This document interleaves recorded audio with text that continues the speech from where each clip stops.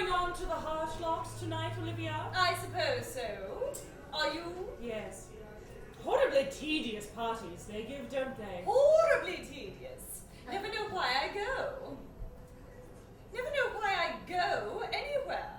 I come here to be educated. Ah, I hate being educated. So do I. It puts one almost on the level of the commercial classes, doesn't it? But dear Gertrude Chiltern is always telling me I should have some serious purpose in life. So I come here to try to find one.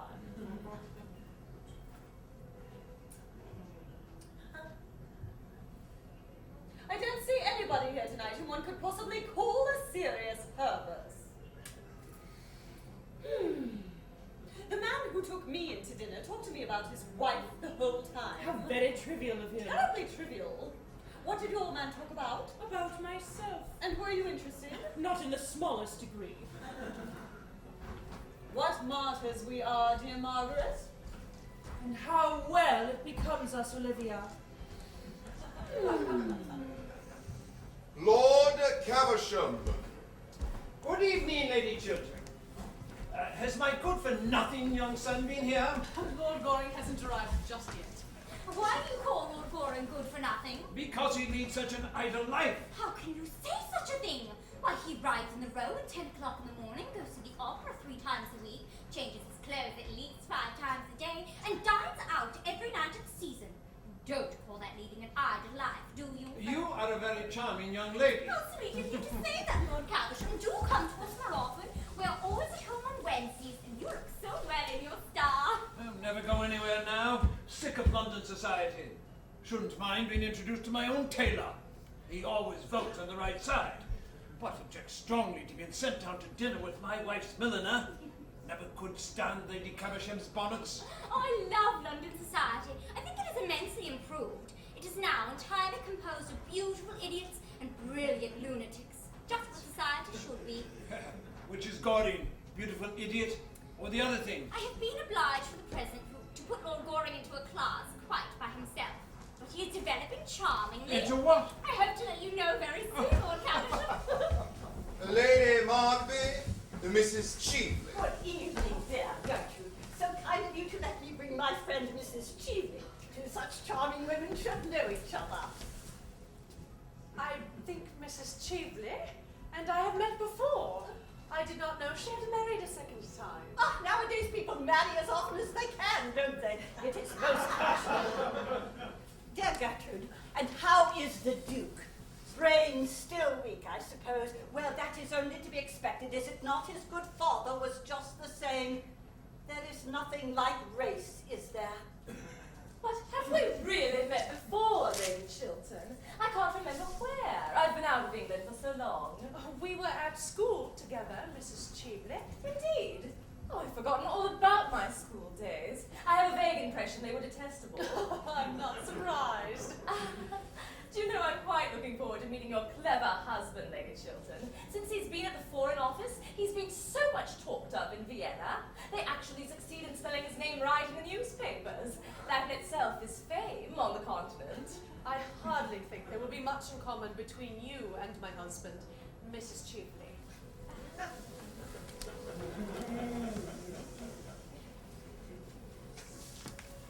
Good evening, Lady Markby. I hope you have brought Sir John with you. I brought a much more charming person than Sir John. Sir John's temper, since he has taken seriously to politics, has become quite unbearable. Really, now that the House of Commons is trying to become useful, it does a great deal of harm. I hope not, Lady Markby. At any rate, we do our best to waste the public time, don't we? But who is this charming person you have been kind enough to bring to us? Her name is Mrs. Cheveley. One of the Dorsetshire Cheveleys, I suppose, but I really don't know. Families are so mixed nowadays. Indeed, as a rule, everybody turns out to be somebody else. Mrs. Cheveley? I seem to know the name. She just arrived from Vienna. Ah, yes. I think I know whom you mean. She goes everywhere there and has such pleasant scandals about all of her friends. I really must go to Vienna next winter. I hope there's a good chef at the embassy. If there is not, the ambassador will certainly have to be recalled. Pray, point out Mrs. Cheveley to me. I should like to see her. Let me introduce you. My dear, Sir Robert Chiltern is dying to know you. Why, everyone is dying to know the brilliant Mrs. Cheveley. Our attachés at Vienna write to us about nothing else. Thank you, Sir Robert. An acquaintance that begins with a compliment is sure to develop into a real friendship. It starts in the right manner. And I find that I know Lady Chiltern already. Really? Well, yes. She's just reminded me that we were at school together. I remember it perfectly now. She always got the good conduct prize. I have a distinct recollection of Lady Chiltern always getting the good conduct prize. And what prizes did you get, Mrs. Cheveley? My prizes came a little later on in life. I don't think any of them were for good conduct. I forget. Well, I'm sure that they were for something charming. I don't know that women are always rewarded for being charming. I think they're usually punished for it. Certainly, more women grow old nowadays through the faithfulness of their admirers than through anything else. At least that's the only way I can account for the terribly haggard look of most of your pretty women in London. What an appalling philosophy that sounds. To attempt to classify you, Mrs. Cheveley, would be an impertinence. But may I ask, at heart, are you an optimist or a pessimist? Those seem to be the only two fashionable religions left to us nowadays. Oh, I'm neither. Optimism begins in a broad grin, and pessimism ends in blue spectacles. Besides, they are both of them merely poses. Oh, you prefer to be natural. Sometimes. But it is such a very difficult pose to keep up. What would those modern psychological novelists of whom we hear so much say to such a theory as that? Oh, the strength of women comes from the fact that psychology cannot explain us. Men can be analyzed, women merely adored. You think that science cannot grapple with the problem of women? Science can never grapple with the irrational. That is why it has no future before it in this world. And women represent the irrational. Well-dressed women do.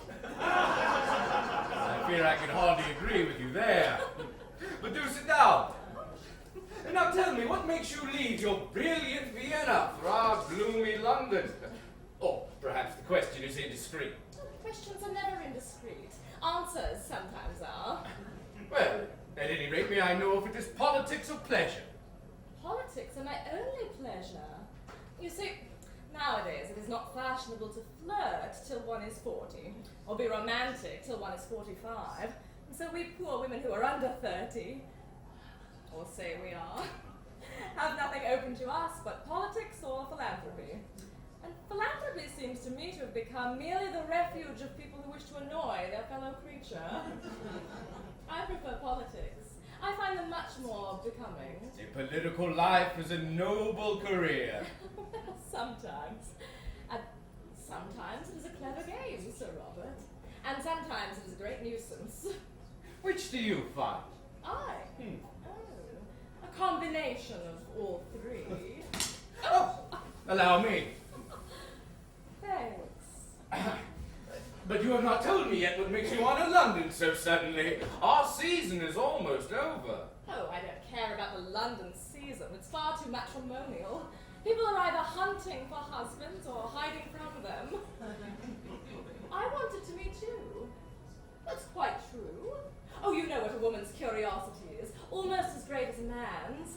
I wanted immensely to meet you, and I wanted to ask you to do something for me. I hope it is not a little thing, Mrs. Cheveley. I find that little things are so very difficult to do.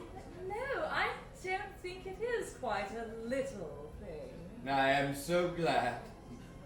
Do tell me what it is. Oh, later on. And now, may I walk through your beautiful house? I hear your pictures are charming. What, poor Baron Arnheim. You remember the Baron? Well, he used to tell me you have some wonderful choros.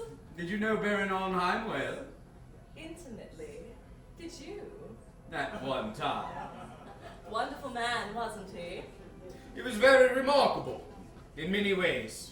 You know, I often think it's such a pity he never wrote his memoirs. They would have been most interesting. Yes. He knew men in cities well, like the old Greek. without the dreadful disadvantage of having a Penelope waiting at home for him. Lord Goring. Good evening, my dear Arthur. Mrs. Cheveley, allow me to introduce you to Lord Goring, the idlest man in London. I have met Lord Goring before. I did not think you would remember me, Mrs. Cheveley. My memory is under admirable control.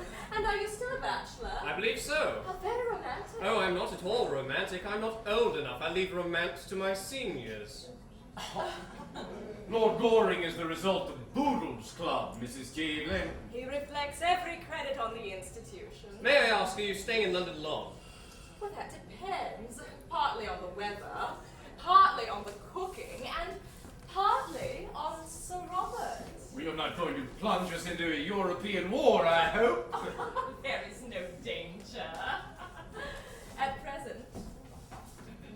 You are very late. Have you missed me? Awfully. Then I'm sorry I didn't stay away longer. I like being missed. How very selfish of you. I am very selfish. You are always telling me of your bad qualities. I've Lord only Goring. told you half of them as yet, Miss Mabel. Are the others very bad? Quite dreadful. When I think of them at night, I go to sleep at once. Well, I delight in your bad qualities. I wouldn't have you part with one of them. How very nice of you, but then you're always nice. By the way, I want to ask you a question, Miss Mabel.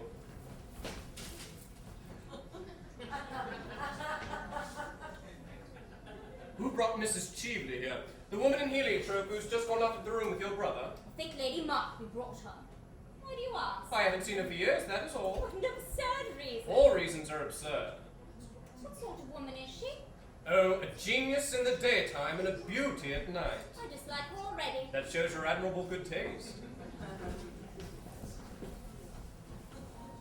Aren't you coming to the music room? Not if there is any music going on, Miss Mabel. The music is in German. You would not understand it. Well, sir, what are you doing here? Wasting your life as usual? You should be in bed, sir.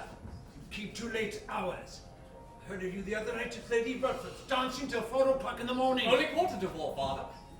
Can't make out how you stand on London society. The thing has gone to the dogs.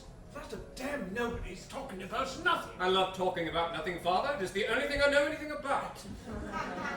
You seem to me to be living entirely for pleasure. What else is there to live for, Father, besides nothing ages like happiness? You are heartless, sir. Very heartless. I hope not, Father. Oh, good evening, Lady Basildon. Are you here?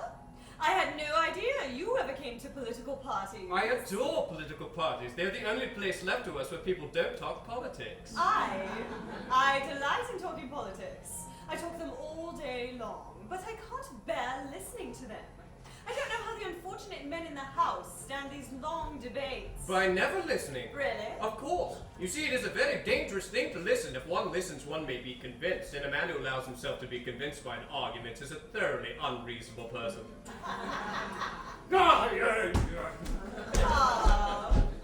That accounts for so much in men that I have never understood. And so much in women that their husbands never appreciate in them. Our husbands never appreciate anything in us.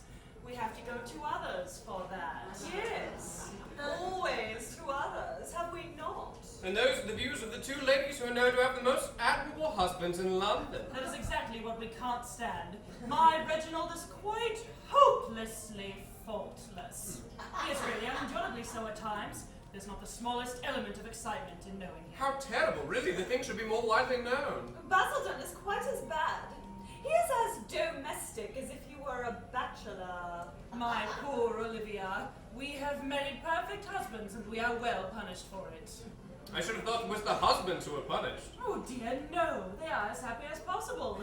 And as for trusting us, it is tragic how much they trust us. Perfectly tragic. Or comic, Lady Basildon. Certainly not comic, Lord Goring. How unkind of you to suggest such a thing. I'm afraid Lord Goring is in the camp of the enemy tonight. I saw him talking to that Mrs. Cheveley when he came in. Handsome woman, Mrs. Cheveley. Please don't praise other women in our presence. You might wait for us to do that. I did wait. Well, we are not going to praise her. I hear she went to the opera on Monday night and told Tommy Rufford at supper that as far as she could see, London society was entirely made up of dowdies and dandies. She's quite right, too. The men are all dowdies and the women are all dandies, aren't they? Do you really think that's what Mrs. Cheveley meant? Of course, and a very sensible remark for Mrs. Cheveley to make, too. Why are you talking about Mrs. Cheveley? Everybody is talking about Mrs. Cheveley. Lord Goring says. What did you say, Lord Goring, about Mrs. Cheveley? Oh, I remember that she was a genius in the daytime and a beauty at night. What a horrid combination! So very unnatural. I like looking at geniuses and listening to beautiful people.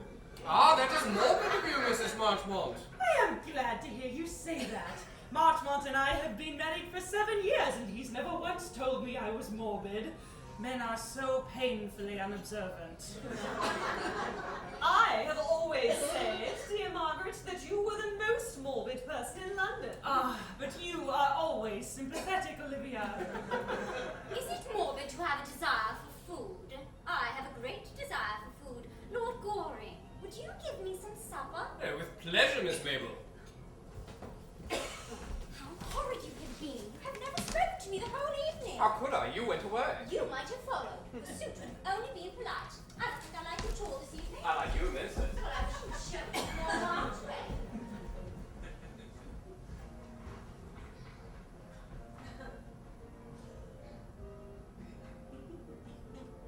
Olivia, I have a curious feeling of absolute faintness.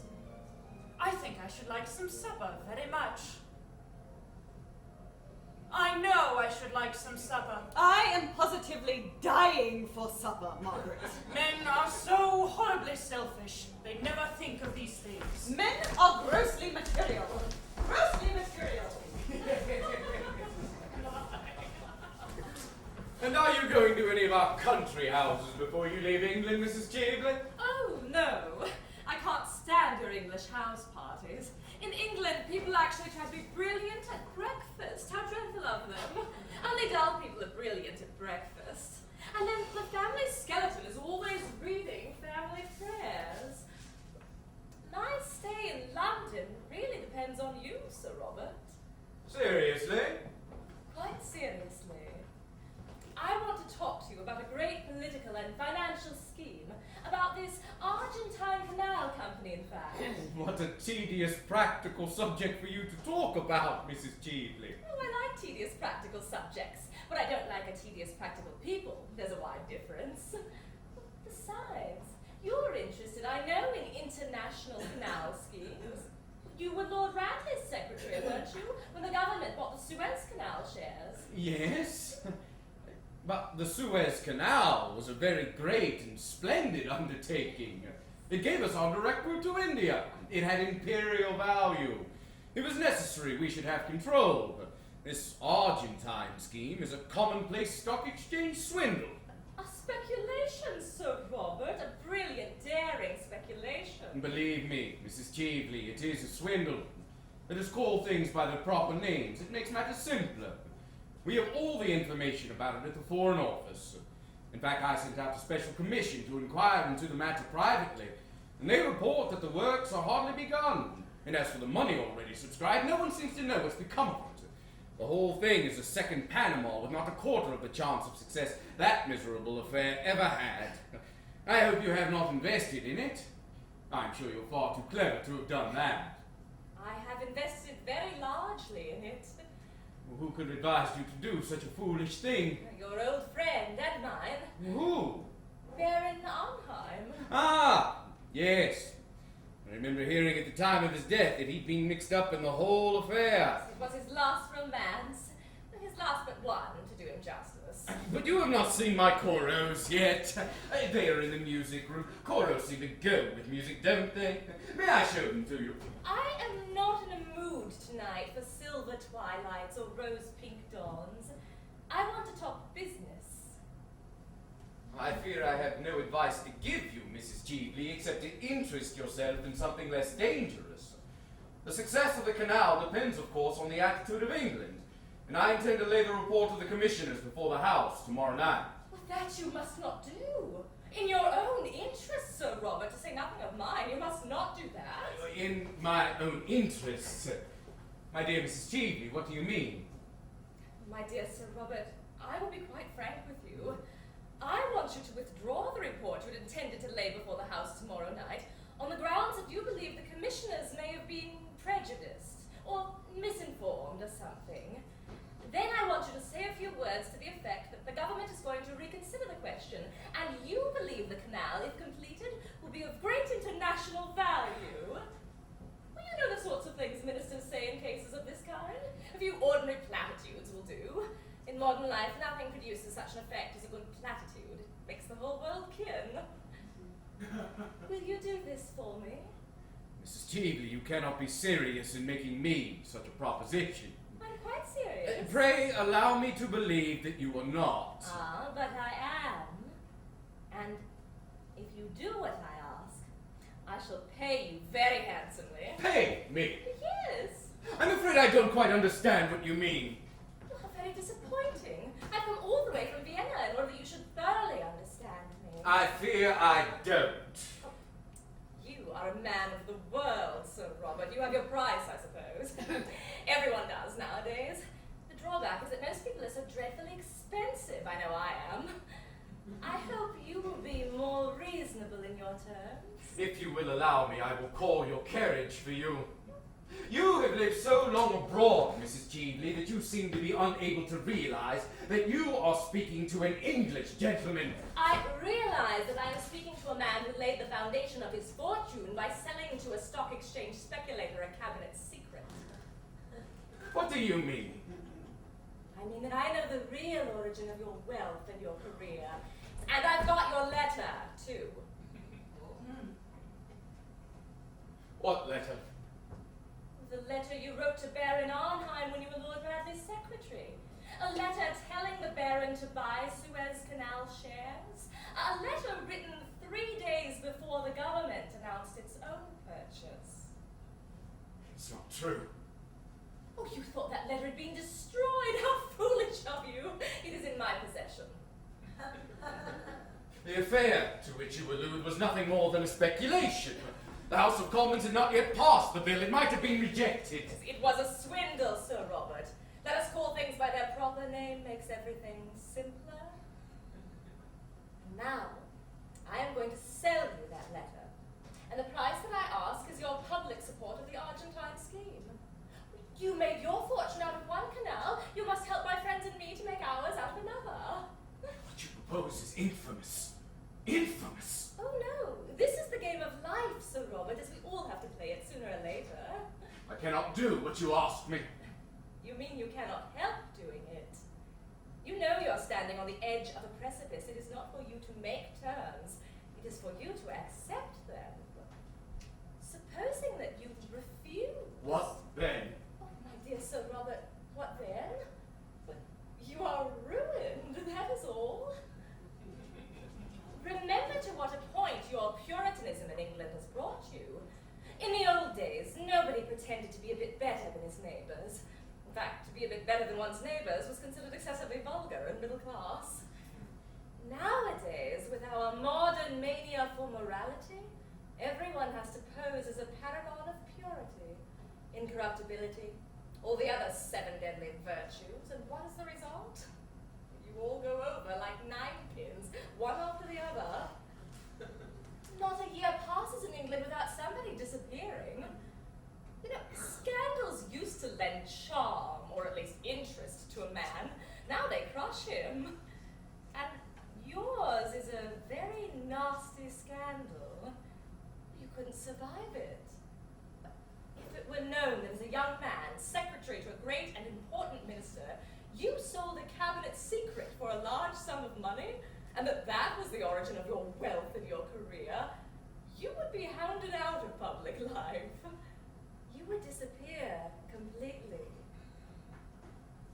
Years ago, you did a clever, unscrupulous thing. It turned out a great success. You owe to it your fortune and your position, and now you have to pay for it. Sooner or later, we all have to pay for what we do. You have to pay now.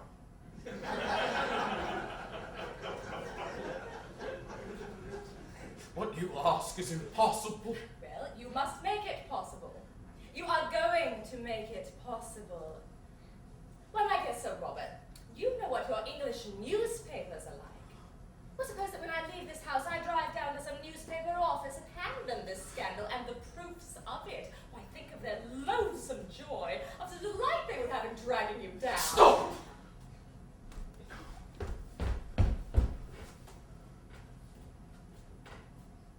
You want me to withdraw the report and make a short speech stating that I believe that there are possibilities in the scheme? Those are my terms. I will pay you any sum of money you want. Even you are not rich enough to buy back your past, Sir Robert. No man is. I will not do what you ask me. I will not.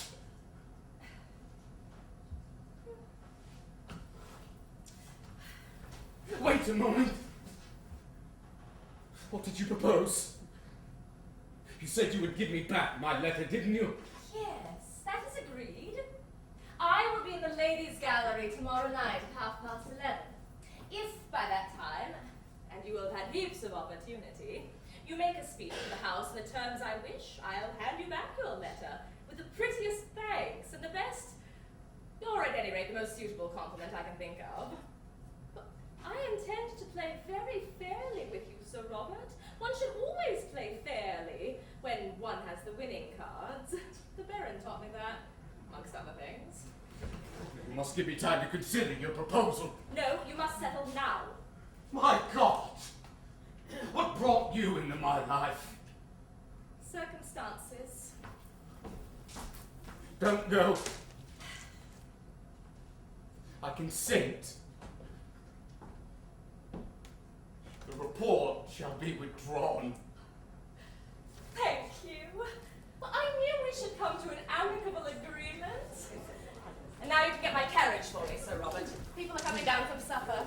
Englishmen always get so romantic after a meal, and that bores me dreadfully. Well, my dear Mrs. Cheveley, I hope you have enjoyed yourself.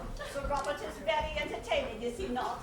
Most entertaining. I've enjoyed my talk with him tremendously. He has had a very interesting and brilliant career, and he has married a most admirable wife. Lady Chiltern is a woman of the very highest principles, I am glad to say. I am a little too old now myself to trouble about setting a good example, but I always admire people who do, and Lady Chiltern has a very ennobling effect on life, though her dinner parties are rather dull sometimes. But one can't have everything, can one?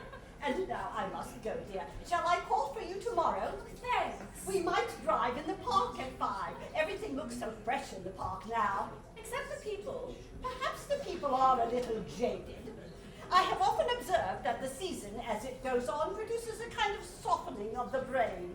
However, I think anything is better than high intellectual pressure. That is the most unbecoming thing there is. It makes the noses of the young girls so particularly large, and there is nothing more difficult to marry than a large nose. Men don't like them. Good night, dear. Good night, Gertrude. Good night.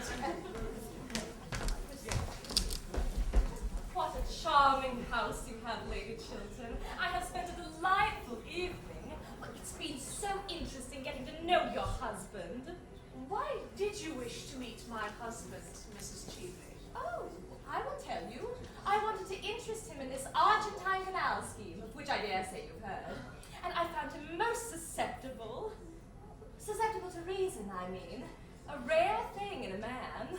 I converted him in 10 minutes. He's going to make a speech tomorrow night in the House in favor of the idea. You and I must go to the ladies' gallery and hear him. It will be a great success. There must be some mistake. That scheme could never have my husband's support. Oh, I assure you, it's all been settled. Oh, I don't regret my tedious journey from Vienna now. It has been a great success.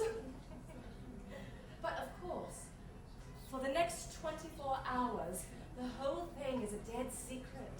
A secret? Between whom? Between your husband and myself. Your carriage has arrived, Mrs. Cheveley. Thanks. Good evening, Lady Chiltern. Good night, Lord Goring. I am at Claridge's. Don't you think you might leave a card? If you wish it, Mrs. Cheveley. Oh, don't sound so solemn about it, or I shall be obliged to leave a card on you. In England, I suppose that would hardly be considered en règle. Abroad, we are more civilized. Won't you show me down to my carriage, Sir Robert? Now that you and I have both the same interests at heart, we shall be great friends, I hope.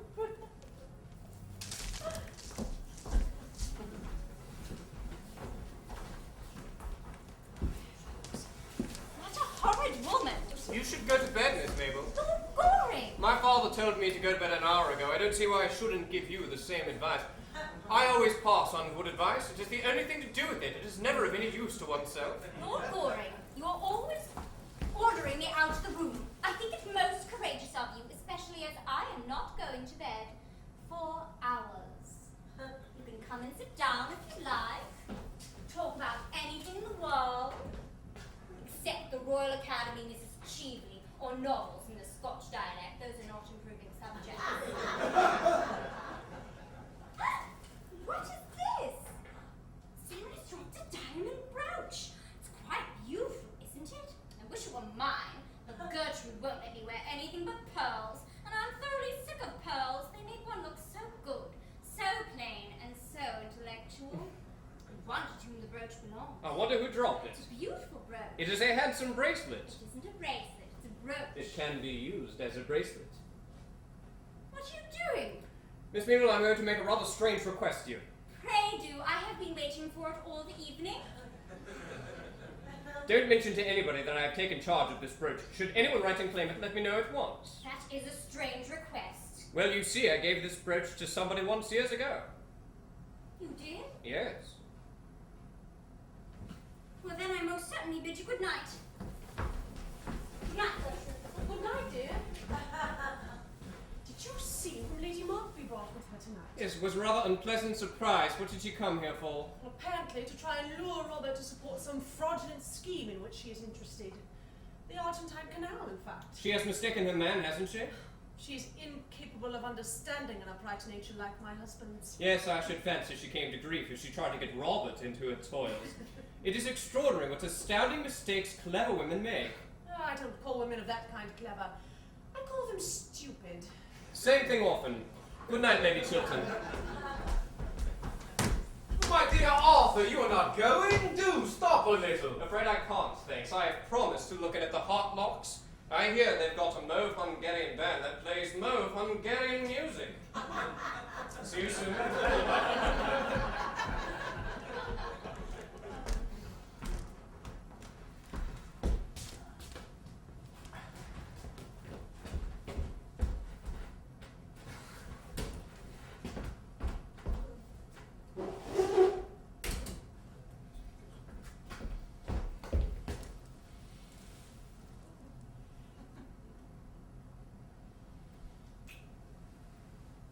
Beautiful you look tonight, Gertrude. Robert, it's not true, is it? You're not going to lend your support to this Argentine speculation. You could it. Who told you I intended to do so? That woman who has just gone out, Mrs. Cheveley, as she calls herself now. Robert, I know this woman, you don't. We were at school together. She was untruthful, dishonest, an evil influence on everyone whose trust or friendship she could win. I hated her. I despise her. She was sent away for being a thief. Did you let her influence you? Gertrude, what you tell me may be true, but it happened many years ago. It is best forgotten. Mrs. Cheveley may have changed since then. No one should be entirely judged by the past. One's past is what one is. It is the only way by which people should be judged. That is a hard saying, Gertrude. Was it a true saying, Robert? And what did she mean by boasting that she got you to lend your support, your name, to a thing which I have heard you describe as the most dishonest and fraudulent scheme there has ever been in political life? I was mistaken in the view I took. We all may make mistakes. But you told me yesterday you had received the report from the commission and that it entirely condemned the whole thing. I have reasons now to believe that the commission was prejudiced, or at any rate misinformed. Besides, Gertrude, public and private life are different things. They have different laws and move on different lines. They should both represent man at his highest. I see no difference between them. In the present case, on a matter of practical politics, I have changed my mind, that is all. Oh! Yes! Robert! It is horrible that I should have to ask you such a question, but... Are you telling me the whole truth? Why do you ask me such a question? Why do you not answer it? Gertrude, truth is a very complex thing. And politics is a very complex business. There are wheels within wheels. One may be under certain obligations to people that one must pay. Sooner or later in political life, one has to compromise. Everyone does. Compromise? Robert, why do you talk so differently tonight from how I have always heard you talk? Why are you changed? I am not changed, but circumstances alter things. Circumstances should never alter principles. But if I told you What? that it was necessary, vitally necessary. It can never be necessary to do what is not honourable. Or if it be necessary, then what is it that I have loved? But it is not, Robert. Tell me it is not. Why should it be? What gain would you get? Money? We have no need of that. Money that comes from a tainted source is a degradation. Power? Power is nothing in itself. It is power to do good that is fine. That and that only.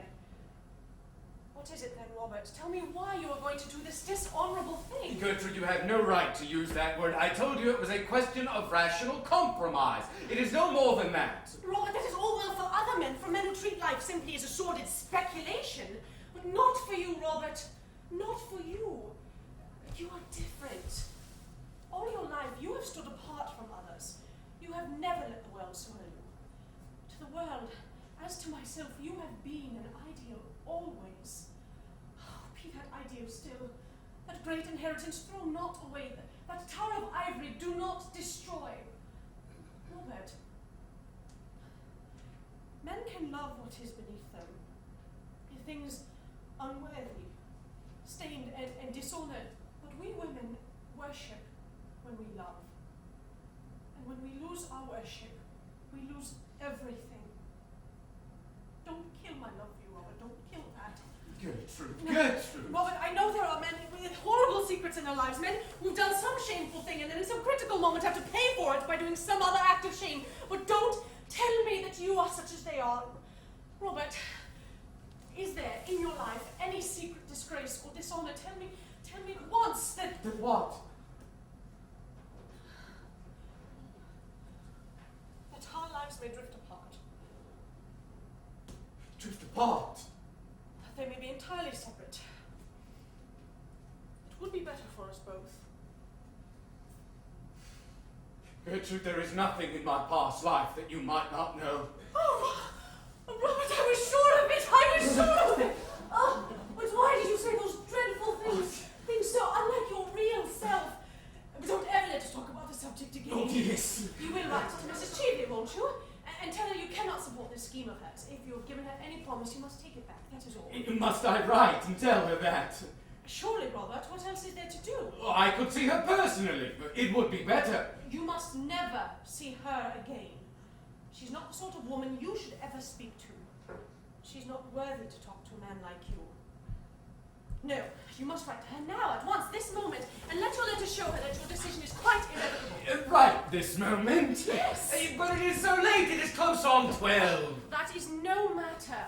She must know at once that she has been mistaken in you, and that you are not the sort of man to do anything base or underhand or dishonourable. Write here, Robert, write that you decline to support this scheme of hers, as you hold it to be a dishonest scheme. Yes, use that word, dishonest. She knows what that word means. That will do. Now the envelope.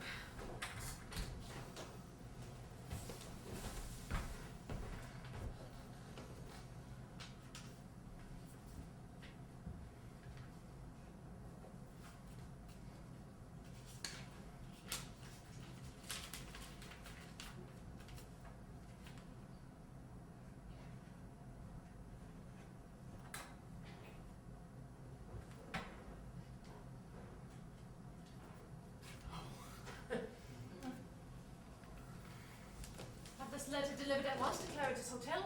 There is no answer.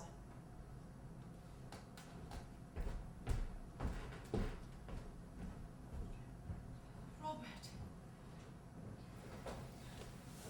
Love gives one an instinct to things. And I feel that tonight that I have saved you from something that might have been a danger to you, that might have made men honor you less than they do. I don't think you sufficiently realize it, Robert. But you have brought to the political life of our time a nobler atmosphere, a freer air of purer aims and higher ideals. But I know it. For that I love you, Robert.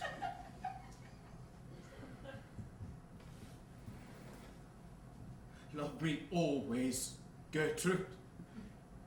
Love me always. I will love you always, Robert, because you will always be worthy of love.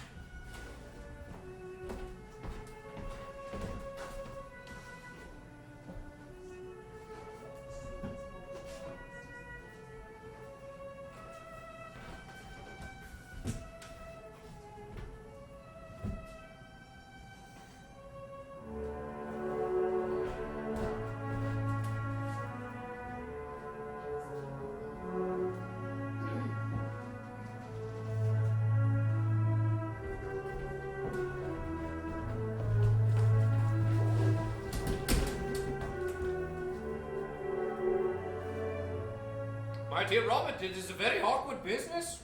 Very awkward indeed. You should have told your wife the whole thing. Secrets from other people's wives are a necessary luxury in modern life.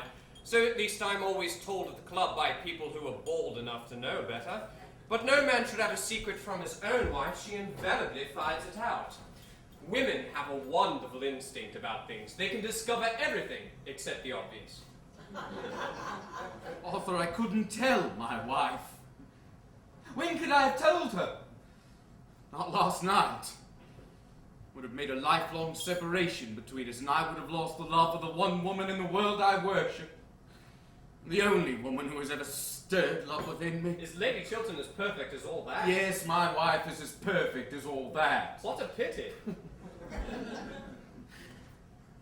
Arthur, do you think that what I did nearly 18 years ago should be brought up against me now?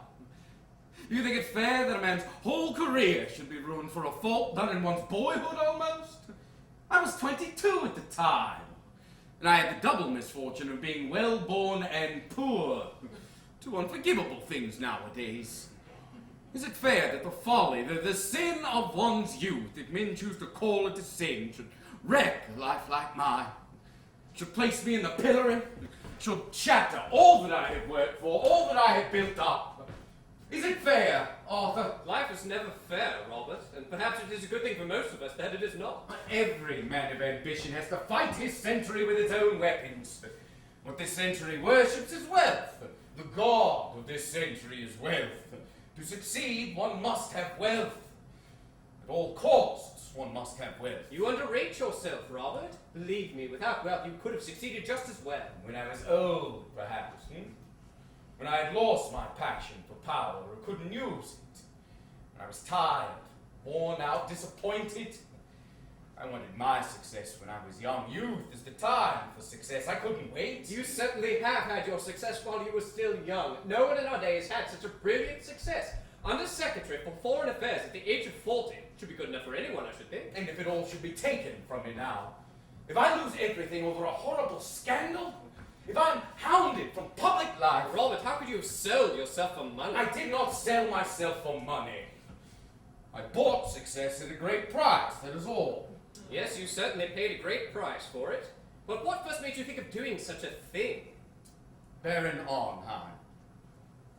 He was a man of a most subtle and refined intellect.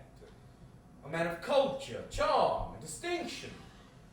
One of the most intellectual men I ever met. I prefer a gentlemanly fool any day. There's more to be said for stupidity than people can imagine. Personally, I have a great admiration for stupidity. It is a sort of fellow feeling, I suppose. But how did he do it? Tell me the whole thing. One night after dinner at Lord Radley's, the Baron began talking about success in modern life as something one can reduce to an absolute definite science. That wonderfully fascinating, quiet voice of his, he expounded to us the most terrible of all philosophies, the philosophy of power, and preached to us the most marvelous of all gospels, the gospel of gold. I think he saw the effect he had produced on me, for some days afterwards he wrote and asked me to come and see him. He was living in Park Lane then, in the house Lord Walcombe has now. I remember so well how, with a strange smile on his curved, pale lips, he led me through his wonderful picture galleries, showed me his tapestries, his enamels, his jewels, his carved ivories, made me wonder at the strange loveliness of the luxury in which he lived, and then told me that luxury was nothing but a background, a painted scene in a play, and that power over other men, power over the world was the one thing worth having, the one supreme pleasure worth knowing, the one joy one never tired of, that in our century only the rich possessed it. Wealth has given me enormous power. At the very outset of my life, it gave me freedom. And freedom's everything. You have never been poor, and never known what ambition is. You cannot understand what a wonderful chance the Baron gave me. Such a chance as few men get. When I was going away, he said to me if ever I could give him any private information of real value, he would make me a very rich man. I was dazed at the prospect he held out to me. My ambition and desire for power were at that time boundless. 6 weeks later, certain private documents passed through my hands. State documents? Yes. I had no idea that you, of all men in the world, could have been so weak, Robert, as to yield to such a temptation as Ben and Arnheim held out to you. Weak? Arthur, do you really think that it is weakness that yields to temptation? I tell you that there are terrible temptations that require strength and courage to yield to. To stake all one's life on a single moment, to risk everything on one throw, whether the stake be power or pleasure, I care not. There is no weakness in that. There's a horrible, terrible courage. I had that courage. I sat down that same afternoon and wrote Baron Arnheim the letter this woman now holds. He made £750,000 over the transaction. And you? I received from the Baron £110,000. You were worth more, Robert. No, that money gave me exactly what I wanted. Power over others. I went into the house immediately. The Baron advised me on finance from time to time. For 4 or 5 years I had nearly trebled my fortune. Since then, everything that I have touched has turned out success. In all things connected with money, I have had a luck so extraordinary. Sometimes it makes me almost afraid. I remember reading somewhere in some strange book that when the gods wish to punish us, they answer our prayers. I thought so. Arthur, do you despise me for what I have told you?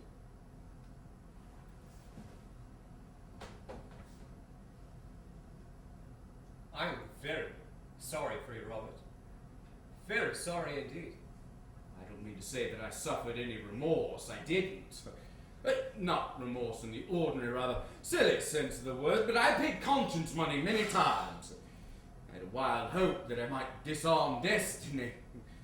The sum Baron Arnheim gave me I have distributed twice over since then in public charities. In public charities? Dear me, what a lot of harm you must have done, Robert. Don't talk like that, Arthur. Don't say such things. I don't mind what I say, Robert. I'm always saying what I shouldn't say. In fact, I usually say what I really think. Great mistake nowadays makes one so liable to be misunderstood. As regards this dreadful business, I will help you in whatever way I can. Of course, you know that. Thank you, Arthur. Thank you. But what is to be done? What can be done? And well, the English can't stand a man who is always saying that he is in the right. But They're very fond of a man who admits that he has been in the wrong. It is one of the best things in them. However, in your case, Robert, a confession would not do. The money, if you will allow me to say so, is awkward. And besides, if you did make a clean breast of the whole affair, you would never be able to talk morality again. And in England, a man who can't talk morality twice a week to a large, popular, immoral audience is quite over as a serious politician. He would have nothing left to him as a profession except botany or the church. A confession would be of no use. It would ruin you. It would ruin me. Arthur, the only thing left for me to do now is to fight the thing out. I was waiting for you to say that, Robert. It is the only thing to do now, and you must begin by telling your wife the whole story. That I will not do. Robert, believe me, you are wrong. I couldn't do it. It would kill her love for me. Now about this other woman, this Mrs. Cheveley. How can I defend myself against her? You knew her before, Arthur, apparently. Yes? Did you know her well? So little that I got engaged to be married to her once while I was staying at the Tenbys. The affair lasted 3 days. Nearly. Why was it broken off? Oh, I forget. At least it makes no matter. By the way, have you tried her with money? She used to be confoundedly fond of money. I offered her any sum of money she wanted. She refused. Then the marvelous gospel of gold breaks down sometimes. The rich can't do everything after all. Perhaps not. Oh, I suppose you're right. There may be some secret scandal she might be afraid of. Oh, I should fancy Mrs. Cheveley is one of those very modern women of our time who find a new scandal as becoming as a new bonnet and have them both in the park every afternoon at 5:30.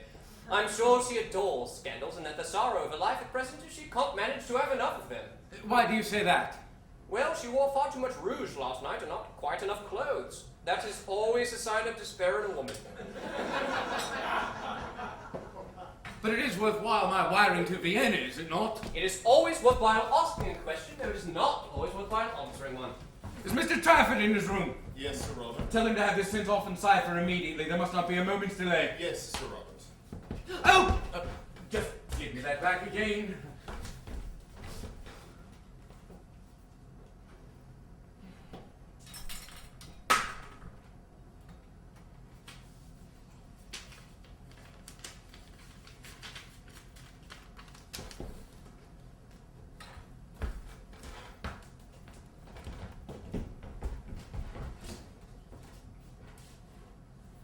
She must have had some curious hold over Baron Arnheim. I wonder what it was. I wonder. With my wife found out to be very little left to fight for. Well, as soon as I hear from Vienna, I shall let you know the result. It is a chance, just a chance. But I believe in it.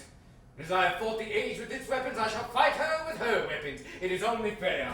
And she looks like a woman with a past, doesn't she? Most pretty women do. But there is a fashion in pasts, just as there is a fashion in frocks. Perhaps Mrs. Cheveley's past is merely a slightly décolleté one, and they're excessively popular nowadays. And besides, my dear Robert, I should not build too high hopes on frightening Mrs. Cheveley. I should not fancy Mrs. Cheveley would be a woman who would be easily frightened. She has survived all her creditors, and she shows wonderful presence of mind. I feel like a man aboard a ship that is sinking. Good afternoon, Lord Goring. Good afternoon, Lady Chiltern. Have you been in the park? No, I've just come from the Women's Liberal Association, where, by the way, Robert, your name was received with loud applause. And now I'm coming to have my tea. You will wait a few minutes and have some tea, won't you? I'll wait for a short time, thanks. I'll be back in a moment. I'm only going to take my hat. No, please don't. It is so pretty. One of the prettiest hats I ever saw. I hope the Women's Liberal Association received it with loud applause. We have much more important work to do than look at each other's bonnets, Lord Goring. Really? What sort of work? Oh, dull, useful, delightful things. The Factory Acts, female inspectors, the 8 Hours Bill, parliamentary franchise. Everything, in fact, which you would find fairly uninteresting. And never bonnets? Never bonnets. Never.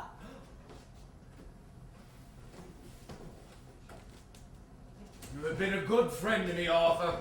A thoroughly good friend. I don't know that I've been able to do much for you, Robert, as yet. In fact, I've not been able to do anything for you as far as I can see. I'm thoroughly disappointed with myself. You have enabled me to tell the truth, and that is something. The truth has always stifled me. Ah, the truth is the thing I get rid of as soon as possible. That habit, by the way, makes one very unpopular at the club. I would to God that I had been able to tell the truth. To live the truth, that is the great thing in life. To live the truth.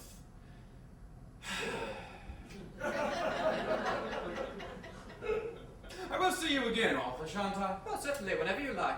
I'm going to look in at the bachelor's ball tonight unless I find something better to do, but I'll come round tomorrow morning. Should you want me tonight by any chance, send a note round to Curzon Street. Thanks. Robert, you're not going, are you? Well, I have some letters to write, dear. You work too hard. You seem never to think of yourself. You're looking so tired. It is nothing, dear. Nothing.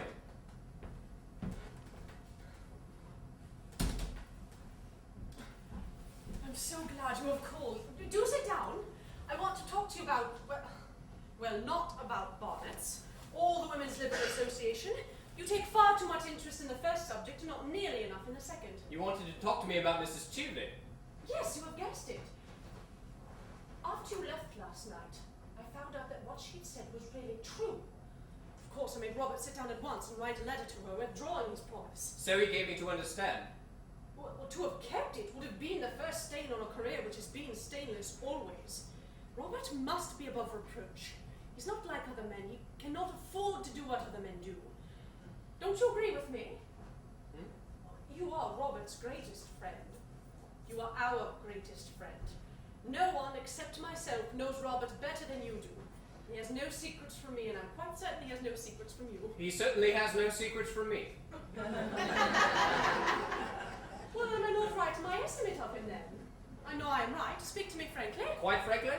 Well, certainly you have nothing to conceal, have you? Nothing.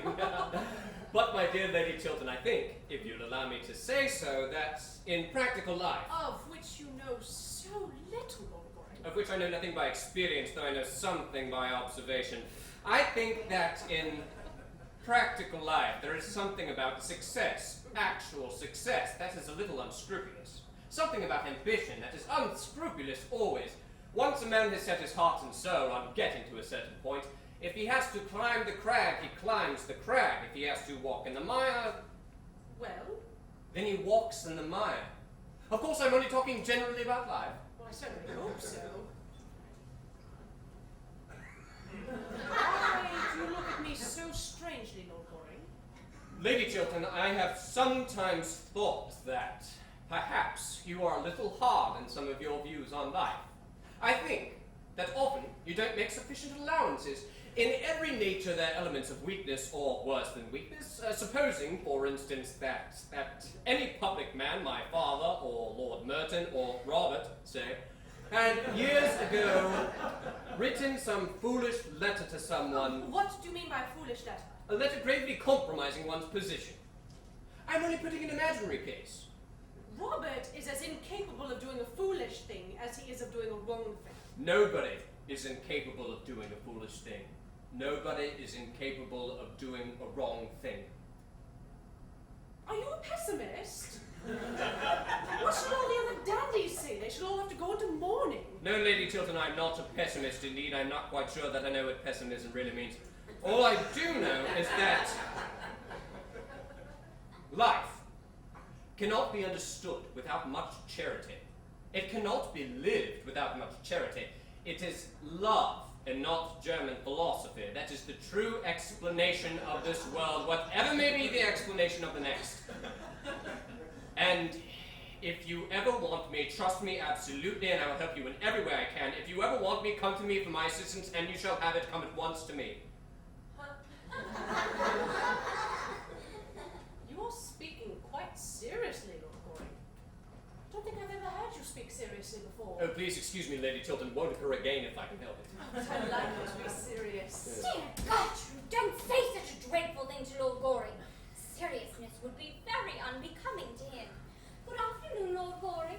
Pray be as trivial as you can. I should like to, Miss Mabel, but I'm afraid I'm a little out of practice this morning, and besides, I have to be going now.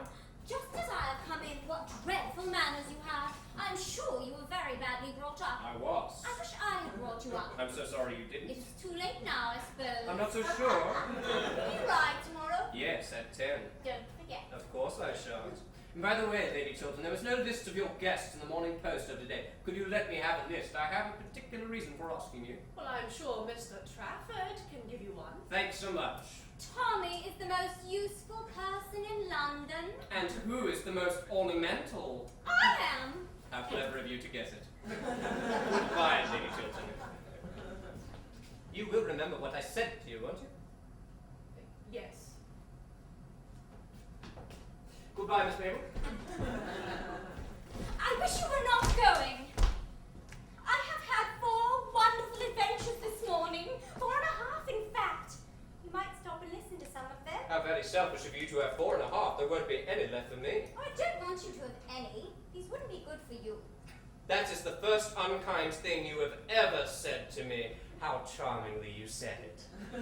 Tomorrow at 10. Sharp. Quite sharp, but don't bring Mr. Trafford. Of course I shan't bring Tommy Trafford. Tommy Trafford is in great disgrace. I am delighted to hear it.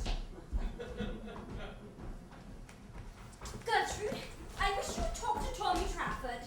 What has poor Mr. Trafford done this time?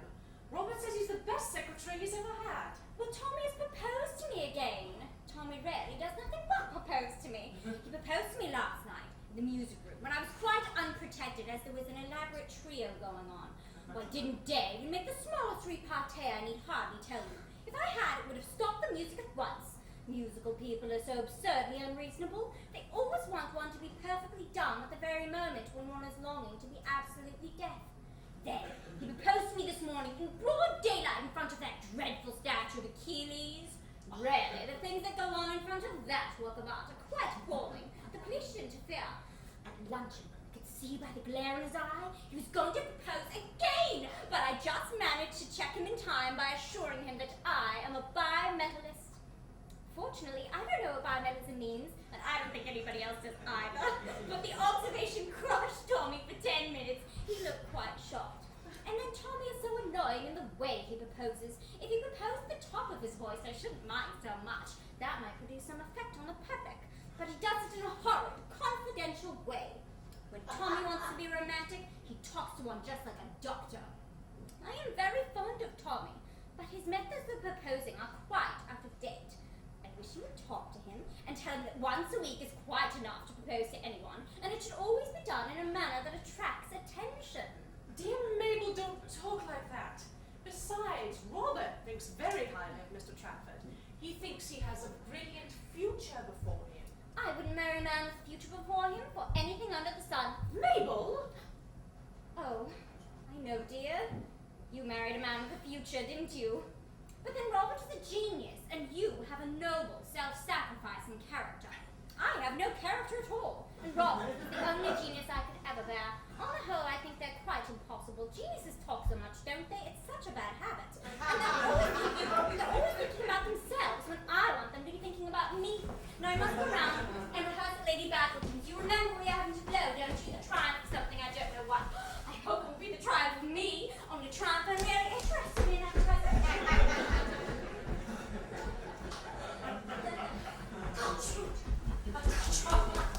No, who's coming to see you? That dreadful Mrs. Cheveley, in a most lovely gown. Did you ask her? Mrs. Cheveley? Here to see me? Impossible! I assure you she is coming up the stairs, larger than life and not nearly so natural. You need not wait, Mabel. Remember, Lady Battleton is expecting you. Oh, but I must shake hands with Lady Markby. She is delightful. I just love being scolded by her. Lady Markby, Mrs. Cheveley. Lady Markby, how very nice of you to come and see me. Mrs. Cheveley, won't you please sit down? Hey. Why, isn't that Miss Chiltern? I should like so much to know her. Mabel, Mrs. Cheveley wishes to know you. I thought your frock so charming last night, Miss Chiltern. So simple and suitable. Really? I should have to tell my dressmaker. It would be such a surprise to her. Goodbye, Lady Markby.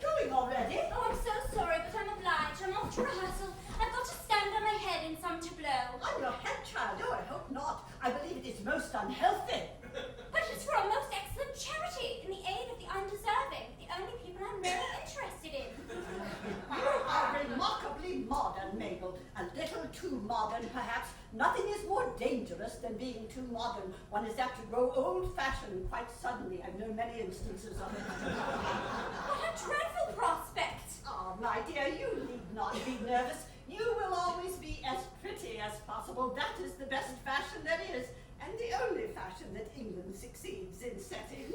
Thank you, Lady Markby, for England and myself. Dear Gertrude, we just called to know if Mrs. Cheveley's golden brooch has been found. Here? Yes. I missed it when I got back to Claridge's, and I thought I might possibly have dropped it here. Oh, well, I've heard nothing about it, but I will send for the butler and ask. Oh, pray, don't bother. I dare say I lost it at the opera before we came on here. Yes, I suppose it must have been at the opera. The fact is we all scramble and jostle so much nowadays, I wonder we have anything at all left on us at the end of an evening. I know myself that when I am coming back from the drawing room, I always feel as though I hadn't a shred on me, except a small shred of decent reputation.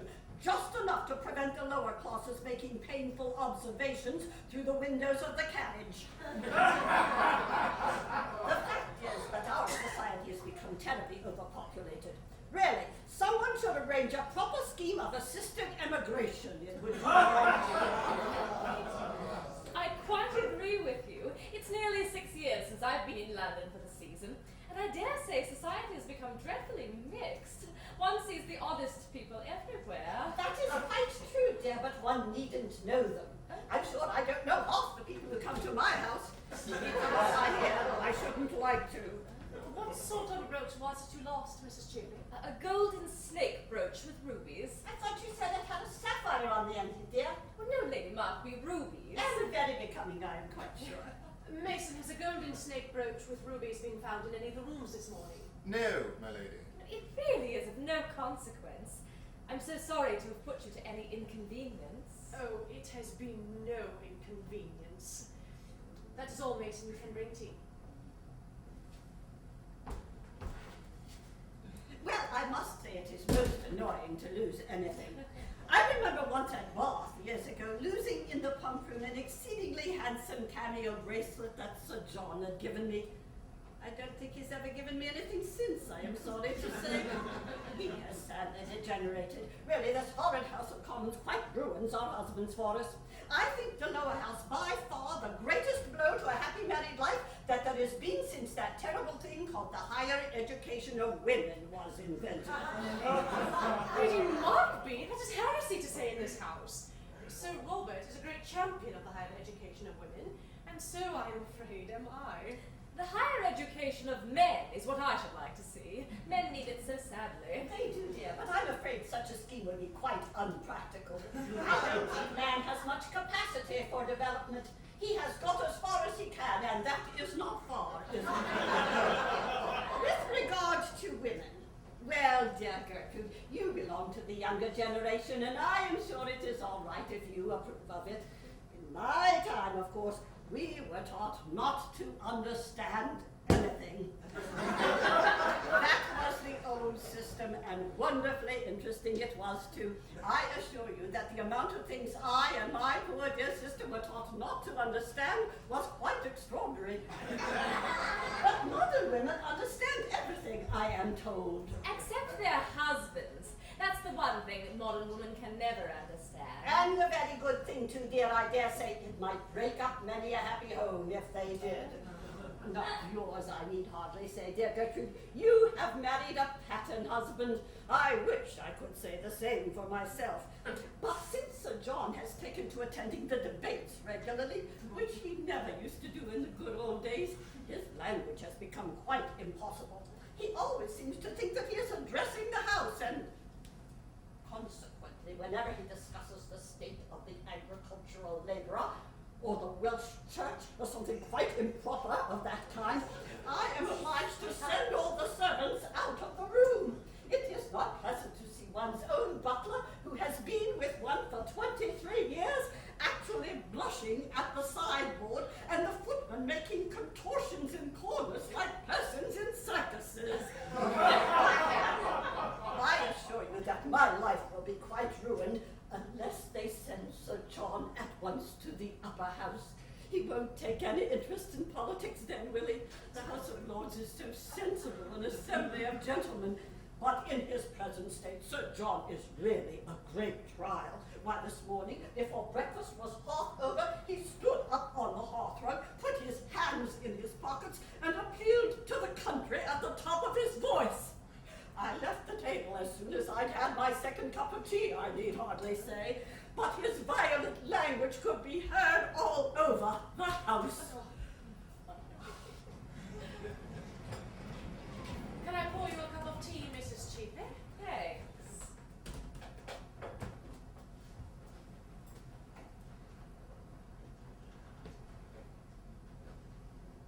Lady Markby? No, thanks, dear. The fact is, I have promised to go round for 10 minutes to see poor Lady Brancaster, who is in very great trouble. Her daughter, quite a well-brought-up girl, too, has actually become engaged to be married to a curate in Shropshire. It is very sad indeed. I can't understand this modern mania for curates. In my time, we girls saw them, of course, running about the place like rabbits, but we never took any notice of them, I need hardly say.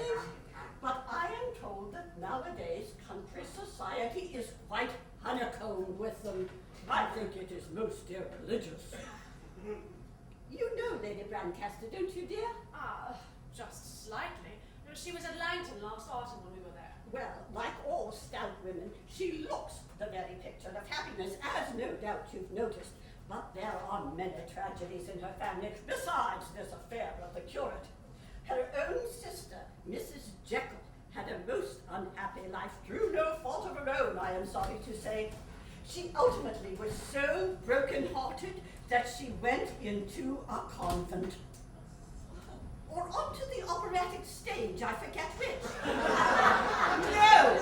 I think it was decorative art needlework she took up. I know she had lost all sense of pleasure in life.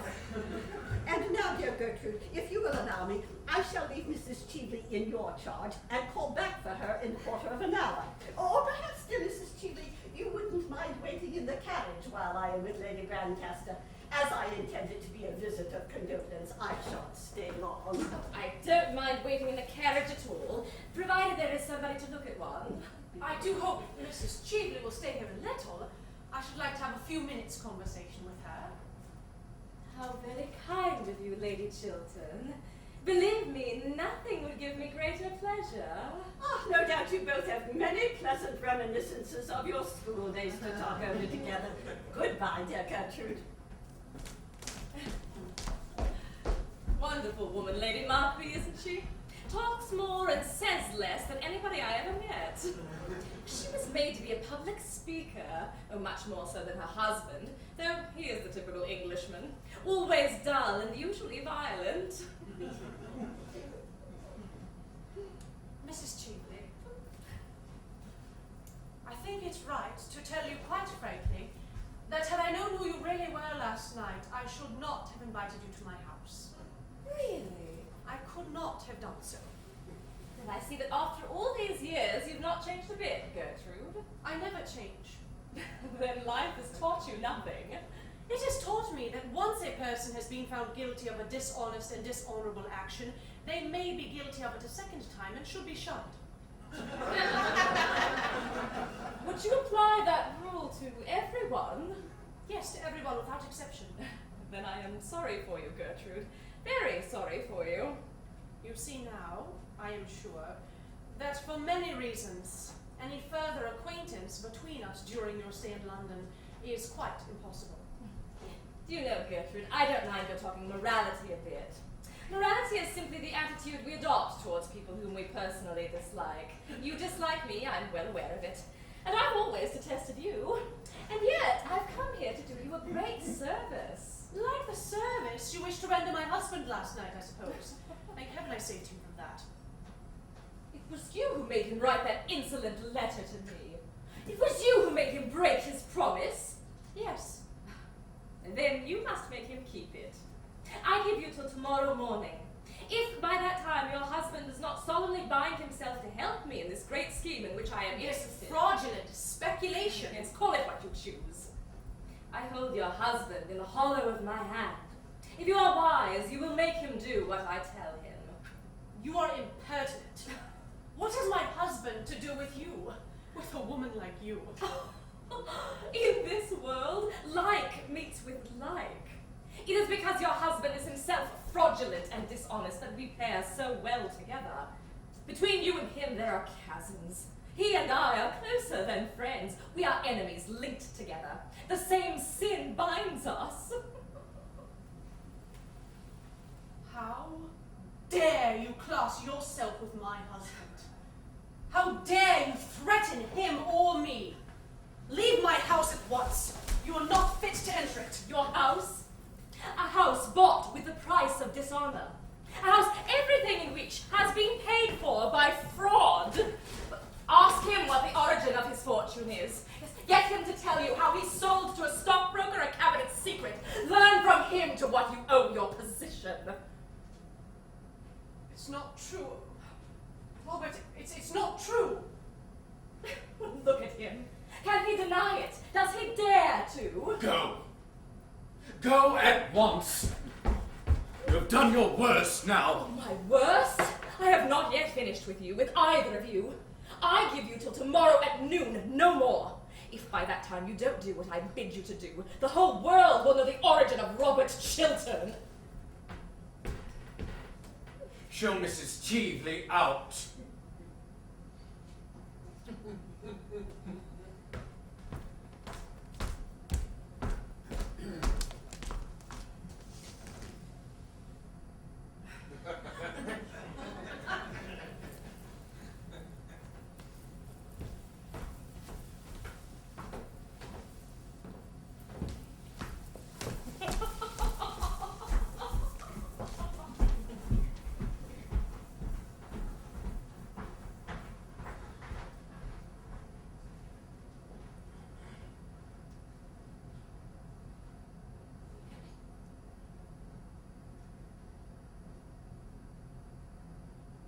You sold a cabinet secret for money? You began your life with fraud. You built up your career on dishonor? Tell me it is not true. Lie to me.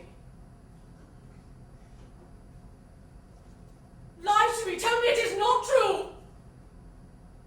What this woman said, it is quite true. Gertrude, listen to me. You don't realize how tempted I was. Let me tell you the whole thing. No, don't come near me! Don't touch me! Ah, I feel as if you had soiled me forever!